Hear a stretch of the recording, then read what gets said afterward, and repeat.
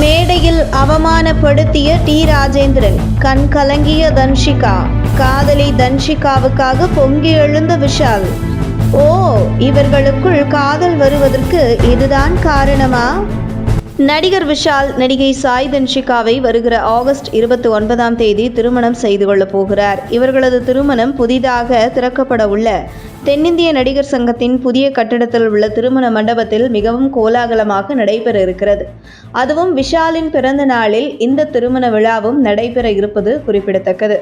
நடிகர் விஷாலும் சாய் தன்ஷிகாவும் திருமணம் செய்து கொள்வதை விட ரசிகர்களுக்கு இருக்கும் மிகப்பெரிய ஆச்சரியம் இவர்களுக்குள் எப்படி கெமிஸ்ட்ரி ஒர்க் அவுட் ஆனது என்பதுதான். ஏனெனில் இருவரும் ஒரு படத்தில் கூட ஒன்றாக இணைந்து நடிக்கவில்லை. குடும்ப பின்னணியில் உறவினர்களோ நண்பர்களோ கிடையாது. எந்த முகாந்திரமும் இல்லாமல் சாய் தன்ஷிகா விஷால் காதல் உருவானது எப்படி? மன வாழ்க்கையில் இருவரும் இணையும் அளவுக்கு பாண்டிங் எப்படி உருவானது என்பதே பெரிய கேள்வியாக எழுந்துள்ளது. இப்போதுதான் அதற்கான பதில் கிடைத்திருக்கிறது. இதற்கு முக்கிய காரணமே நடிகர் மற்றும் இயக்குனரான டி ராஜேந்தர் தான் என்பது தெரிய வந்துள்ளது. கடந்த 2017ஆம் ஆண்டில் விழித்திரு என்ற படத்தின் இசை வெளியீட்டு விழா நடந்தது. படத்தில் நடிகர்கள் கிருஷ்ணா, விதார்த் மற்றும் தன்ஷிகா நடித்திருந்தனர். இந்த விழாவுக்கு சிறப்பு விருந்தினராக நடிகர் மற்றும் இயக்குனர் டி ராஜேந்தர் கலந்து கொண்டார். அப்போது மேடையில் பேசிய நடிகை தன்ஷிகா நன்றி சொல்லும் போது தவறுதலாக டி ராஜேந்தர் பெயரை குறிப்பிட மறந்துவிட்டார். இதனால் கோபப்பட்ட டி ராஜேந்தர் தன்ஷிகாவை லெஃப்ட் அண்ட் ரைட் வாங்கி மேடையில் பேசினார். தன்ஷிகா இப்போது பெரிய நடிகையாகிவிட்டார், எங்களையெல்லாம் மறந்து விட்டார், என்னதான் புகழின் உச்சிக்கு போனாலும் எல்லோரையும் மறக்கக்கூடாது என்று கோபமாக பேசினார்.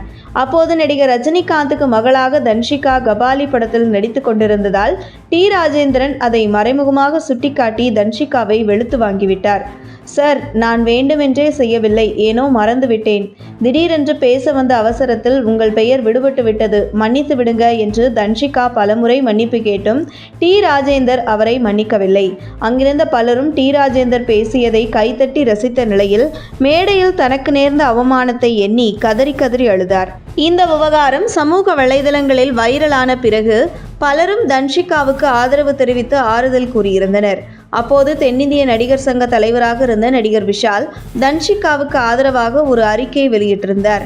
அதில் நடிகர் விஷால் தன்ஷிகா டி ராஜேந்தர் பெயர் விடுபட்டதற்காக மன்னிப்பு கேட்ட பிறகும் டி ராஜேந்தர் தொடர்ந்து மேடையில் செல்வி தன்ஷிகாவை குறிவைத்து குற்றம் சாட்டி பேசியது இப்போதுதான் தெரிந்தது. இயக்குனர் டி ராஜேந்தர் பல திறமைகள் நிறைந்த மூத்த கலைஞர். மேடையில் இருப்பவர் ஒரு கூட்டத்தில் பேசும்போது பெயர்களை குறிப்பிட தவறுவது மிகவும் பொதுவானது, இயல்பாக நடக்கக்கூடியது.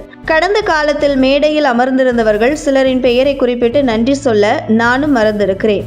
தன் பெயரை சொல்லவில்லை என்றவுடன் காலில் விழுந்து மன்னிப்பு கேட்ட தன்ஷிகாவை தன் மகள் போல நினைத்து டி ராஜேந்தர் மன்னித்திருக்கலாம்.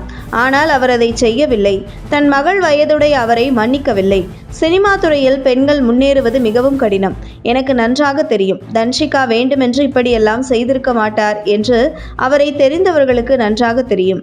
தன்ஷிகா மன்னிப்பு கேட்ட பிறகும் அவரை தொடர்ந்து குறிவைத்து டி ராஜேந்தர் பேசியதை நான் வன்மையாக கண்டிக்கிறேன் என்று அந்த பதிவில் கூறியிருந்தார். இந்த பதிவுக்கு பிறகுதான் தன்ஷிகா மற்றும் விஷால் இருவருக்கும் இடையே நட்பு ஏற்பட்டு இப்போது திருமணம் வரை வந்திருக்கிறது.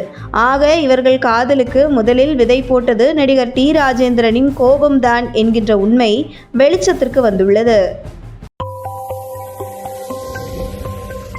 உங்கள் தின சேவல்.